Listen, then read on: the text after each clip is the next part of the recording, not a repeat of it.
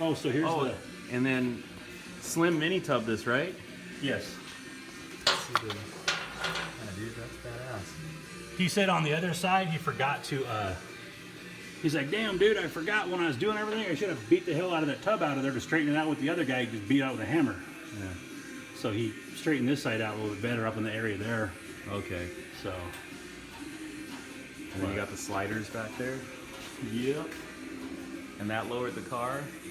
Yeah, from this distance here, 3/4 of an inch or whatever, and then those are the 1-inch drop springs like you guys got.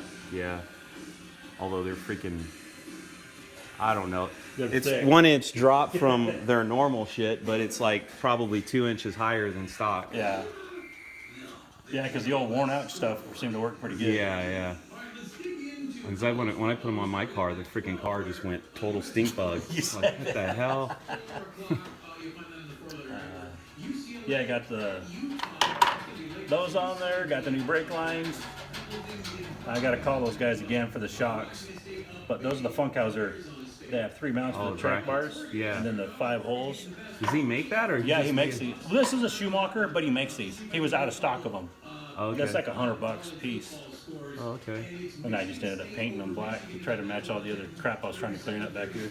What do the Calverts look like? Do they have, they just have a single hole, single eyelet? Yeah. Single hole and everything. Oh. So single hole for the shock and single hole for the Bracket. I mean, bracket. For the bar. shock and that. Yeah. So. Okay. Oh, that's pretty trick, dude. That's actually pretty nice. Gives you a ton of adjustments. Yeah, because these things, when you lower them, I mean, I had a hell of a time trying to get shocks for that car, you know, that worked. I think the shocks on that car are for an S10. Oh, okay. Something like that. Yeah, I think it was for an S10 pickup because the normal A-body ones were way taller, so it'd be bottoming out if I had those. Yeah, that's what when Slim did all this stuff. Basically, this shock mount is, well, I guess that would be. Oh no, it's still that one right there. It seems like it's down a little bit. Maybe that one at best. Second hole, yeah. Because this is the top. Yeah, so second hole. But now it gives you all the way down. Yeah. And so when I put this on there, I actually had him at the bottom hole, but I think I'm gonna put it to like the second hole here. Okay. Until I get the new shocks. And what are the new shocks? Calverts? No, they're the Vikings. Well, if I buy them. Okay. But like Coffee said, the Warriors, which are a street strip shock, are $200 a piece. The Crusaders are $270. They're more of a track. Okay. Then you get the Berserkers. So the Warriors you don't have to rebuild them. The Crusaders, which were the next step up, they're rebuildable, or you have to rebuild them. Okay. The Berserkers, like Mike got, they're a triple adjustable, and you don't have to rebuild them. But they're a lot more, they're close to like $300 a piece. So, but I mean, like I said, with the shock all the way up to here, with no up travel, that's around its quickest 60-foot time in the 160s. So it likes stiffer. So you just gotta, if you got adjustable shocks, then you want to go as stiff as possible, right? I'm not sure Probably. on that. We said a little bit stiffer, yeah. Yeah, I would think stiffer, and then you probably preload the bars. You load them, right? They're adjustable, so you preload the Calverts. These? I don't know, dude. I don't know how they do those, honestly. I just I think they mount them in the second hole, and then you're good. I think when you shorten them, like you tighten them up and you shorten them, that's basically, well, it's basically preloading the spring one direction, and it has quite a bit of up travel still. If you take this off, it'll go all the way up. I don't know what you mean. That's not solid right there. If you take this off, you can push that bar up. Doesn't yours do that? I don't have anything on the car right now. Oh, you don't have. Oh, I bought a set of slide links, but I haven't put them on the car let yet. me show you real quick.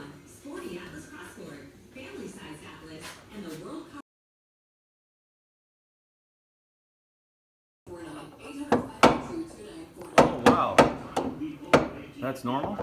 Yeah, well, That's a slider that allows the rear end to go forward and backwards. Oh.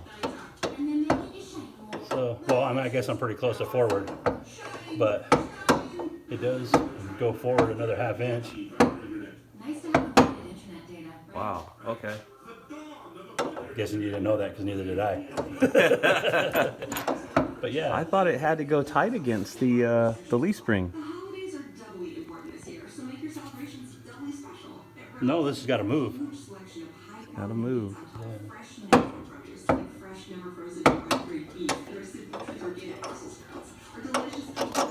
But if you were to extend it right now, this would put pressure down on the leaf spring, right? That would preload it in one direction, right? So right now it's swinging, and this is going up, right? Yeah. So whenever it does this, so it's yeah, preloaded right now. if you extended it, that's going to be preloaded, yeah. And if you tighten it even farther, it would be pushing the leaf spring down. Yeah. Right. So that would be preloading it. And right now it has. No it's got preload. slop in it right now. Yeah. Well, I don't know. Well, I think it's going to move. I mean, that distance right there, it's like, I don't know. Well, actually, I don't know if it's unloaded or preloaded because the suspension isn't on it right now. Oh, it might tighten up when you push the rear end up. Okay. I mean, I just thought of that myself. Yeah, So. it's possible. But I mean, that does move. So. Yeah. But I think that's what they're all about. You like run it and then put more preload in it and then see what it does. It's either going to hook better or it's going to hook worse, you know. And I don't even know how well I'm hooking or not hooking it. Is 160 going to be my best for the car? I mean, because Murder Nova, he 60 foot's 1.004. Wow. On that one pass, he was 1.004 60 foot. So it took him 1.004 seconds to go 60 feet. And then it took him 2.9 seconds to go the rest other of the 600 way. feet. Yeah. 200 miles an hour. Well, you know, if you throw another 3,000 horsepower at it, you might be able to do the same. Not on these tires, though. Yeah, so I haven't touched these. I don't know how this stuff works. I listen to Mike Coffee and then I lose money. Well, you better not bet him then when you're ready. I don't have enough bottle to run him. Was he telling you how, oh yeah, you got to have these? I happen to have a set. Well, they say probably. A lot of these guys, they can run a 10-inch tire with the Cal Tracs and they're running 9s and 8s or better, so. Yeah. I don't know how well they're doing on the street, but the track. Yeah, I mean, I've heard nothing but good things about them. Yeah. Well, it'd be kind of interesting. I mean, if you loosened it all the way up, it would be like it's not even there, right? Because then this would just lift away. It would be ineffective. It'd be kind of interesting to run it like that. Because other than this last time you took it out, before that, you didn't have Cal Trac bars, right? No, so the best was like a 172 60 foot. Okay. And then the next time I put the Cal Trac, this setup on here, and with the shocks at the top mount, this top mount, right, I got a 164, I think. Also picked up a lot. The car slowed down in mile an hour, but picked up in time. Wow. Yeah. Yeah, because actually I got there quicker, so I didn't have enough time to mile an hour faster, so to speak. Well, I mean, you were kind of alluding to the shocks bottoming out, making the difference, but in reality, it's probably the bars in there, right? Yeah. I mean, that's a 10th in the 60 foot. That's huge. Oh yeah. Right. Well, yeah. So it went 720. I think 725 was my best pass, and then the first pass was a 722, and the ones. I have to get the ticket, but it went from the 170s to the 160s in the 60 foot. Okay. So it picked up a half a tenth or so, so it picked up 3/10 in the or 300ths. Right. In the from 725 to 720, 721 or 720. Okay. Yeah. And I felt like I was gonna run 690s. Settle down, big guy. No, sir. Right. Bring it back. We'll be ready for that. Oh shit. Sweet. I would hope, and I was like, man, if I could get a different converter, like, because I know Freiberger was saying that the crop duster went 1120s on that one converter. Then they put a different converter, got it in 10s. Wow. And it went looser? Well, a lot looser, yeah. Okay. Do you have any idea what the stall is on this one? No, just. I think it's a 9-inch converter, so I've had the motor out. Okay. But and I'm guessing if I get the trans brake and all this set hooked up, it would probably go in the 10s. Yeah. I'd probably get that 210s back out of that. Because Yeah. this thing's horrible out of the hole. I think it stalls like 2200 or something, and if I try to give it any more, then it ran through the beam. Yeah, I It know. won't hold it. I kicked your ass with the Belvedere coming Yes, out you of the hole. I'm like, what the hell? For, for like about 6 inches, and then after that. 6 inches is where it really started growing.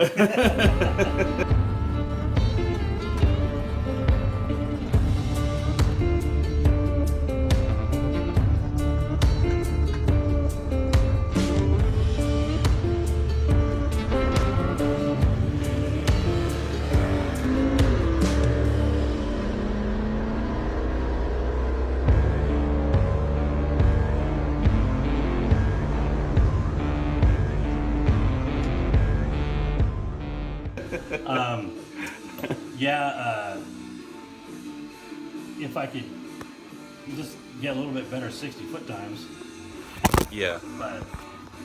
but I should be able to pick up. I mean, because if I can come out of the hole at 3,000 or 3,500, Yeah. I mean, the Charger would come out of the hole at 3,000, 3,200. But I don't know why this one won't. It's like 2,200, and that's it. Then it just starts pushing the car. Wow. I know when I had the. I was wondering about your converter, see where it flashed to. It's been so long, man. It's taken so many years to build that car. I don't even remember what it was originally, but I mean, I think it was in the 3,000s. What is this one of those converters that you swear by? I swear by What's it. it yeah. called? It's a Frank Lupo dynamic converter. Yeah.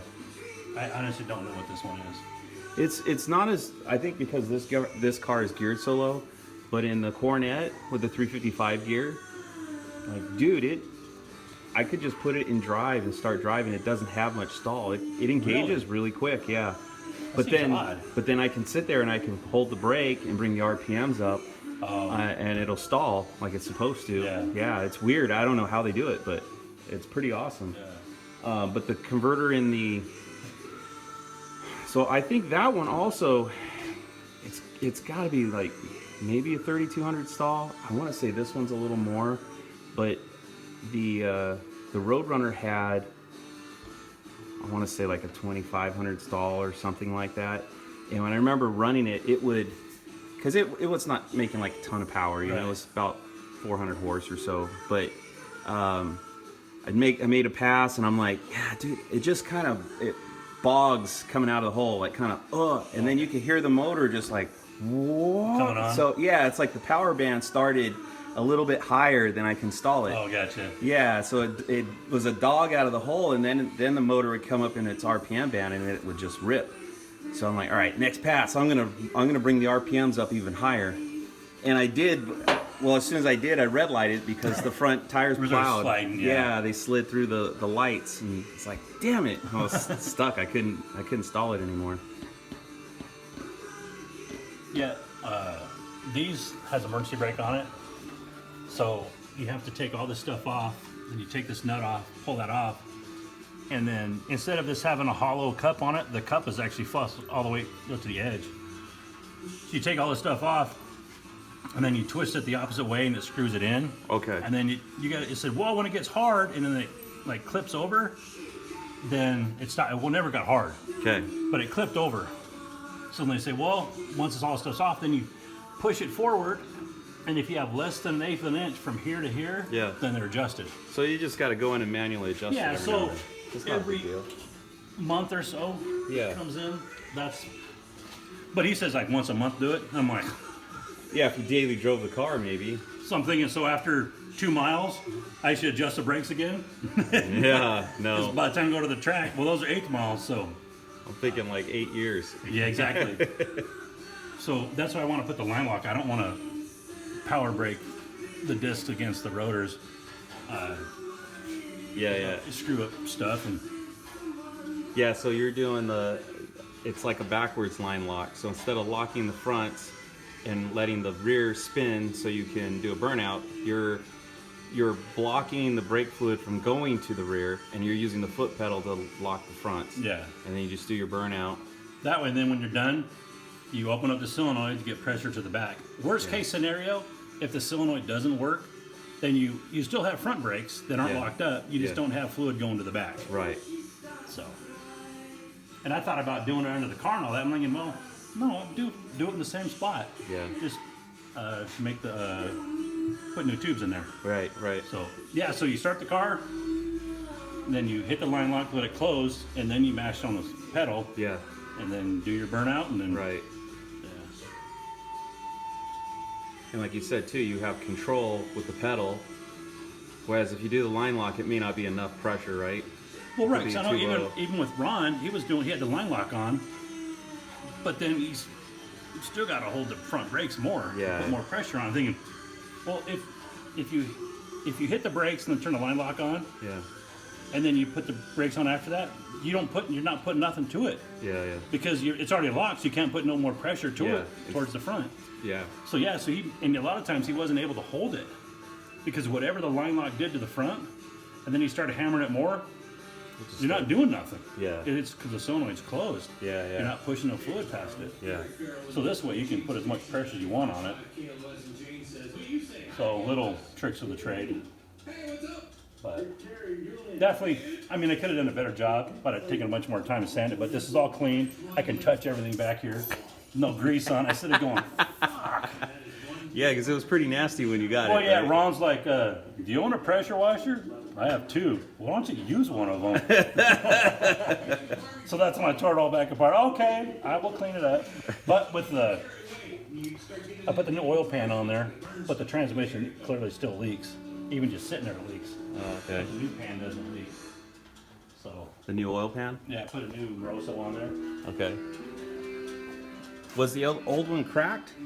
Oh yeah, it has like skid marks on the bottom. Oh, okay. You want it? This is all yours. You take all this, take those things. Oh.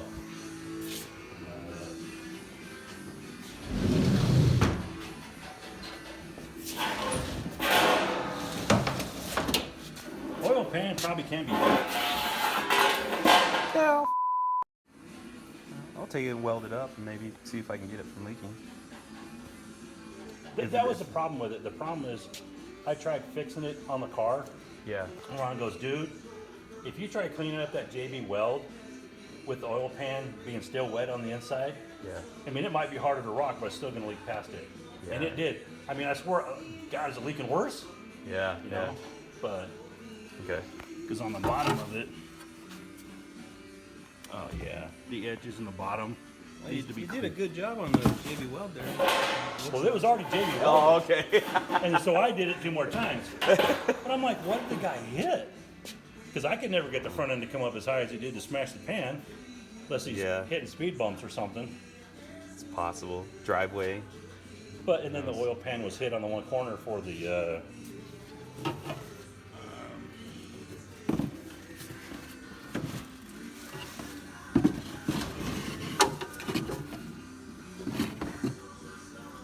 Does it take a normal pickup? yeah. Oh, okay. To the hill.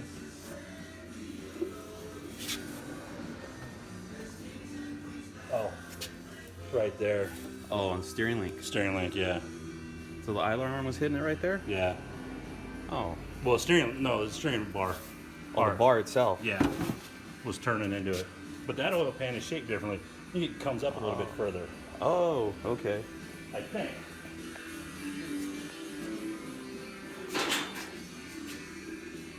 I don't see that it's hit yet, but I mean, it's close. It's yeah. See, it hasn't hit. well, it'd be where the steering link bar is. It's already Yeah. hit. It's touching? It's already hit. You can see it. Oh, okay. There you go. It's shaped for the car. So I don't know how you. Rapid Transit was just talking about this. Well, and you know what would probably help? New motor mounts. If you got it up a 1/4 of an inch higher, Because those motor mounts, the bushings in there, They're just all squished? they're all full. They're probably factory. Okay. But you go to buy those motor mounts, like $250. You can't just buy those bushings. Biscuit type? Is this biscuit type or They're the long, like Schumacher ones. That's one it's not spool mount, right? It is spool mount. Oh, it is spool mount. Okay. So if it had brand new spool mount, it would probably pull it away. Because the bushings are kind of wore out in there. Oh. Okay. Yeah, so it could be just sagging. Well, like I was telling him, I think A bodies there's two styles of steering link. I think one of them hangs lower than the other one. Oh, really? Yeah. Oh. So you might have this might be the stock steering link for the 72, and I think the 73 it might hang lower. Oh, okay. Because I've got a stock pan on mine, but I think that area of the pan is the same between the stock pan and this pan, right? I don't think mine hits. But I want to say my idler arm hangs lower. Like it comes down farther, and probably the Pitman arm too. Okay. That would help out a ton. Yeah, I got to get a picture of all that. Because this is basically on the tie rod here. It's about maybe ½ inch away from the torsion bar. Oh yeah. This Maybe side. I can just grind the drag link there like in half. Get more clearance. You could. Once or twice. Yeah. Right about the time you start pulling wheelies and then dink. Yeah, I didn't even notice that it would hit. Take a look at mine. I don't know if I could see it. Oh yeah, dude. Yours is a lot further away, especially on this side, I think. Yeah, it's weird. It almost looks like my whole engine is farther forward. Oh, you know what though? What? My pan has a notch on this side. For it or from it? For it. Like it's molded that way. No way. Yeah, so this pan is a 187 pan. It's basically a C-body pan. And I'd heard that you use these pans on A body so they clear the K-member better. But apparently it clears the steering link too. But this, I swear it seems lower. Maybe I'm... No, it does though, because like from the pan to that steering link, it looks like mine's got a lot more clearance than yours. Because I said on mine it's like a ½ inch away. This is almost an inch away. Yeah. Yeah. This seems like a whole lot flatter too than mine. Mine was like it's up more. Yeah, it's kind of, yours has got like a weird kink because it looks like on the passenger side it looks closer to the pan than the driver's side. Yeah. And mine looks more level. I wonder if is it just this? Do you think, or it's everything? Pitman arm and idler arm. I'm not sure because I mean, looking at my idler arm, it kind of looks like yours. You know, it kind of looks like it somewhat goes straight back. I thought it maybe swung down lower, but I don't know. But like I said, those are brand new motor mounts on here, right? Yes. Dude, there's These are slop in those ones that I got. okay. I went to buy new ones, and I think they're like $145 a piece or something. They're stupid. And you said they're Schumacher mounts, so No, like I'm sorry, they're spool mount, but I think Schumacher's the only ones that had them, because not everybody could get them. well, these like the mount is I think kind of stockish. I mean the spool style is stockish, but I had to cut up this K-member for the Schumacher mounts to go big block. Oh, okay. But like my buddy John, Direct Connection used to make a K-member that was for a big block in an A body. Gotcha. So it was like a aftermarket part from Direct Connection. So the motor mounts to the K-member part, they're different than a small block. Oh, okay. So the way Schumacher did it is you got to cut up the K-member. Well, you still got to cut up the K-member to do the Direct Connection way, but it's kind of like different. You can use stock spool mounts on the Direct Connection K-member. On this K-member, you have to use the Schumacher mounts because they're unique, you know. But yeah, I wonder. I think I don't know if I got the steering link. I think Jason gave me like lower control arms, spindle, upper A arms to an A body. Oh, well. Yeah. So the only thing I had to do to this pan is I put baffles in it because the 187 pan doesn't have any. Oh, okay. And I just kind of looked at I had a Hemi pan, and I just kind of copied that with cardboard and then cut out a piece of metal and welded it in the same way. So it's baffled.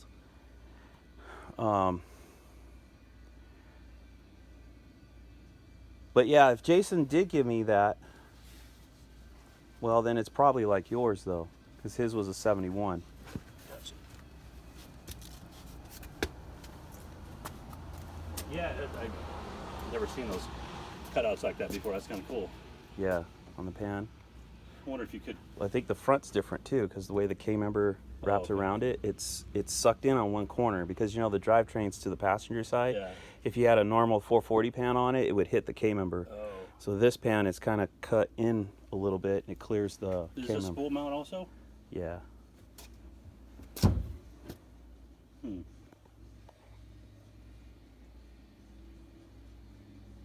Yeah, if I could bring that up a quarter of an inch, it might make a difference, but that thing's notched out quite a bit. Yeah, so if I had your pan on here, it'd probably hit. But it looks like it's up higher, though. Yeah, maybe it wouldn't. I don't know. But I'm almost positive there's two styles of A-body steering links. Okay. And I think one of them, I think it's the later generation like this. I think it hangs a little bit lower than the early ones. So if you switched it all over, you'd have to change the pitman arm, the idler arm, and the link. Tie rods would all be the same. I think you could do all that and get a little more clearance out of it. They're practically cheap anymore. The pitman arm and idler arms are crazy money. Yeah. Well, and then how are you going to find a steering link? Like, it's not like you see these cars in junkyards anymore. Think you buy them? Probably get one on eBay or something. Well, hurry up, dude. I know. I got to get out there before you guys start going really fast. I think coffee's going to go out there fast from the get-go, but he'll probably never even run on the bottle or on the motor. Oh no, can't run on the bottle. That's too slow. Running freaking 5-somethings. He might feel sorry for us and leave the bottle off. No. You don't think so? No. He's just going to rub it all the way in, huh? Rub it all the way in.